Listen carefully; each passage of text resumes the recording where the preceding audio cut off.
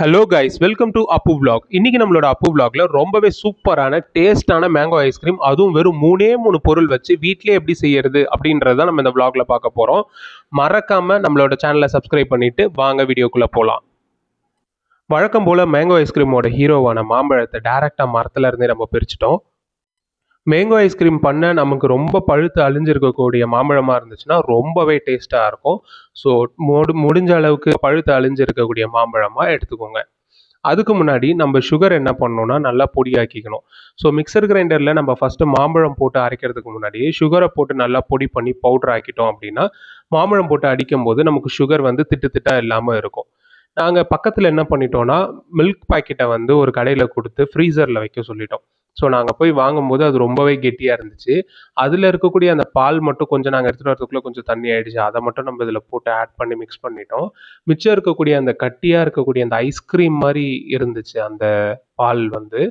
அதை நம்ம மிக்சர் கிரைண்டரில் திரும்பவும் போட்டு நம்ம அடித்து இப்போ நீங்கள் பார்த்தீங்கனாலே உங்களுக்கு தெரியும். அது எப்படி இருக்குது பார்த்தீங்களா? அப்படியே வெண்ணிலா ஐஸ்கிரீம் மாதிரி இருக்குது. பார்க்கும்போதே செம்ம டெம்ப்டிங்காக இருக்கும்.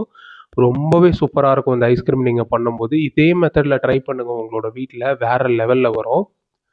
அதை நம்ம அடிச்சிட்டோம் இல்லையா? அதை நம்ம திரும்ப நம்ம இதில் போட்டுட்டு இப்போ நம்ம இதை ஃப்ரீசரில் வைக்கணும். ஆனால் ஃப்ரீசரில் வைக்க தான் நமக்கு மனசு வராது. அதுக்கு முன்னாடியே நம்ம இது குடிச்சோன்னா ரொம்பவே டேஸ்டிங்காக இருக்கும். நீங்கள் ட்ரை பண்ணி பாருங்கள்.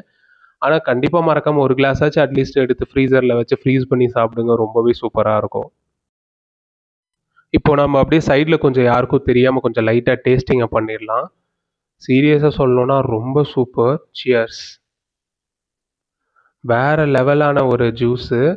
இது நம்ம ஓவர் நைட் நம்ம இந்த மாதிரி ஐஸ்கிரீம் மோல்ட்ஸ் இருந்துச்சுன்னா நம்ம அதில் போட்டுடலாம். நம்ம ஆல்ரெடி ஐஸ்கிரீம் வாங்கின காலி டப்பா இருந்துச்சு. ஸோ அதை நம்ம போட்டோம். ஃப்ரீஸ் பண்ணி எடுத்தோன்னா ஓவர் நைட்டில் இவ்வளோ சூப்பரான ஒரு ஐஸ்கிரீம் நமக்கு கிடைக்கும். இதை நீங்கள் சீரியஸாக இந்த சம்மரில் மிஸ் பண்ணாமல் ட்ரை பண்ணி பாருங்கள். ஈவினிங்கில் நம்ம வெளியே வந்தோன்னா நம்மளோட தோட்டத்துக்கு வெளியில் ரொம்பவே சூப்பராக இருக்கும். இந்த சீனரிஸ் எல்லாம் நம்ம பார்க்கும்போது நம்ம இங்கேயே இருந்துடலாம் அப்படின்ற மாதிரி இருக்கும். இவங்க எல்லாருமே என்னோட ஃப்ரெண்ட்ஸ். நம்ம அங்கே போனோன்னா என்னை சுற்றி சுற்றி வருவாங்க.